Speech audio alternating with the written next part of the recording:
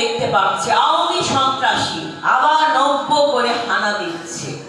এই আওয়ামী সন্ত্রাসীদের ব্যাপারে জিরো টলারেন্সে থাকার জন্য আমি আহ্বান জানাচ্ছি।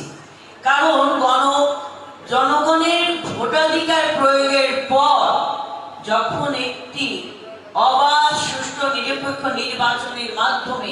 জনগণ তার রায় দিয়ে জনগণের সরকার প্রতিষ্ঠা করেছে, এই আওয়ামী ফ্যাসিবাদরা বিভিন্ন চক্রের মাধ্যমে আবার নতুন করে পুনর্বাসন হওয়ার চেষ্টা করছে